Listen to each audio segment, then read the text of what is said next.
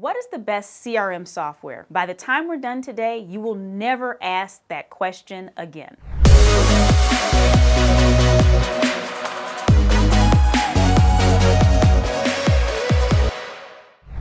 First, I'm going to show you how to avoid the trap that many professionals and businesses make in selecting a CRM. Next, we're going to identify the items that are most needed to make the best decision for which CRM is best for you. And then lastly, you're going to learn how to compare different CRMs to figure out the best option.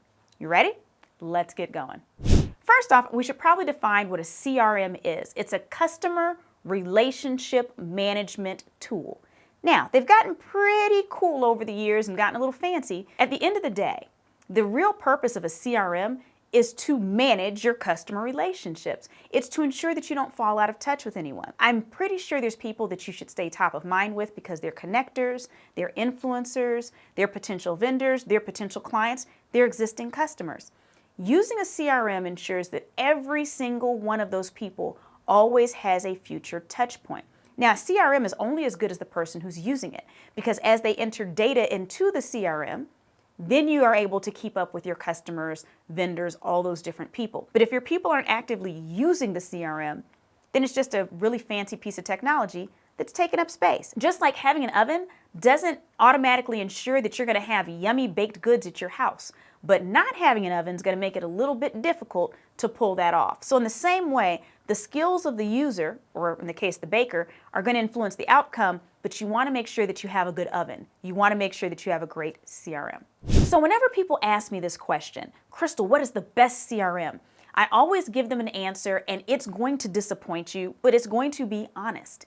It's the one you use. Whatever CRM you will use is the best one. Now, where people get into trouble is that oftentimes we get one that has too many features. So if we get something that's simple, we're more likely to update it. If we get something that integrates into our mobile devices and we're somebody who likes to do business from mobile, we're more likely to use it. If we have a system where maybe we can send a voice note to our assistant and they know how to enter it in, and that's how we're most likely to be successful in updating it, then that's the best CRM. So there is no one single best CRM, but you want to use the customer relationship management tool that you find easiest to use. If it's not user-friendly, if you can't figure out how to do things very quickly, that's not going to be the best one for you or your team members to use. So one of the things you want to figure out is, what do you need your CRM to actually do? Are you doing something where literally everyone that you put into the system, you just have a follow-up item for them, check in with them 6 months from now, check in with them on this date, and then after you check in, you get the little reminder email or pop-up, then you just put in the next date? Is it something simple like that? Or do you need something a little bit more complex where you're bringing them through a whole system where they start off as a prospect and then you evaluate their needs, and so you're trying to bring them through a funnel? So do you need to start to build funnels? Or do you need to be able to categorize people into different buckets in terms of how hot or cold the lead is, or what type of contact they are? Are they a prospect? Are they existing customer? Are they existing customers within certain budget levels? So think about what you need your CRM to do and write it down, chart it out. Even though I'm a technology person, I write out all my planning first for any type of technology I'm going to use, because it allows me to then look for technology that fits what I'm writing out versus being impressed by technology. Oh, this one over here looks great. And then trying to figure out how to work my needs into that. I hope that makes sense for you. So we also want to look at what features do we need. Do you need it to be mobile friendly? Do you need it to integrate with some other technology? So for instance, as a professional speaker, as a CRM, I use something called SpeakerFlow. As an event management system, something that manages my calendar, I use something called eSpeakers. I didn't sign up for SpeakerFlow until they had a relationship with eSpeakers and had already created ways for the two systems to integrate. So think about all the features you would need yours to have. Write those down as well. It's going to help you be more strategic in figuring out what kind of CRM you need. Now, before we go on to next steps, I just want to ask you a question. Have you already subscribed to this channel? Be honest. If you haven't, go ahead, take a moment, subscribe right now, and get more juicy information in the future. You don't want to miss out on upcoming videos, because we're always giving you helpful things that'll help you move into the future and be more strategic about the technology that you're using.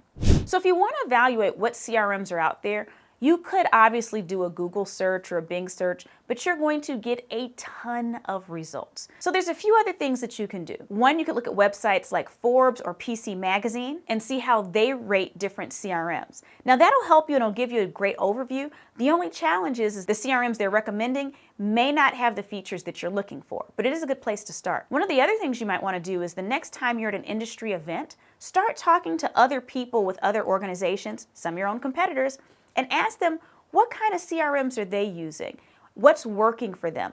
And don't just ask them what they're using, ask them, how's that working for you?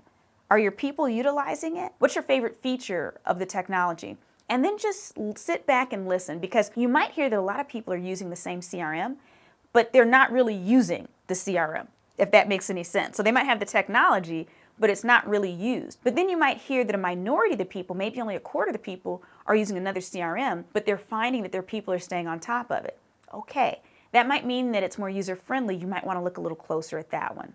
Now, this next step is not fun, but it is necessary.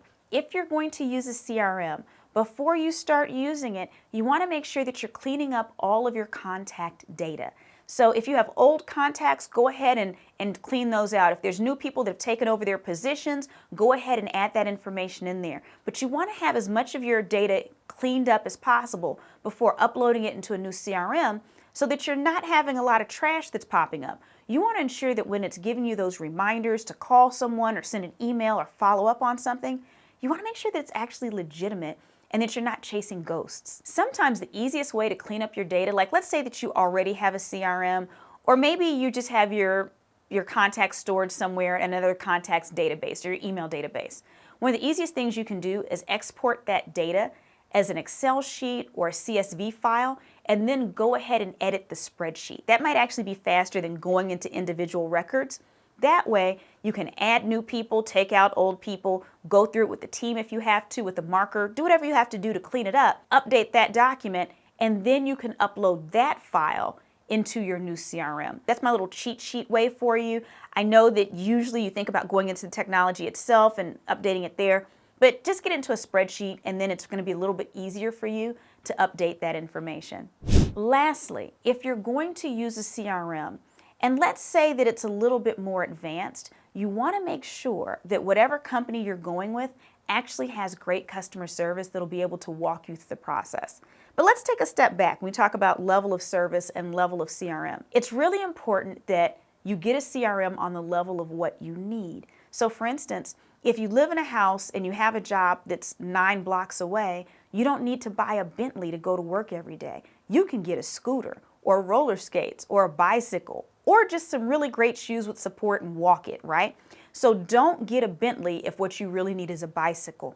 This same thing applies in CRMs, because if you get something that's too advanced, it'll be too overwhelming for you to actually work it. Your team will not be motivated to utilize it as well. But whatever level you are supposed to get in terms of a CRM, make sure that the customer service is there. So if you get a higher level CRM, and I'm not going to mention any by name, I know some that are known for being a little confusing to use, make sure that their customer service is such that you will actually have the support you need for you and your team members to fully implement the tool and integrate it with other tools that you might already be using. Speaking of the future, we're talking about CRMs because we're thinking about growing our businesses and building better relationships with clients. These are all future-focused activities. We're doing things now to get better results later. Well, I have another tool for you that'll be helpful. In fact, it's kind of a booklet of multiple tools. If you go into the description of this video right now, you're going to see that you have the ability to download the Future Ready Playbook. This playbook is chock full of activities and charts that are going to help you strategically plan out your future, whether we're talking about your personal goals, business goals, or organizational goals. Go ahead and download that right now.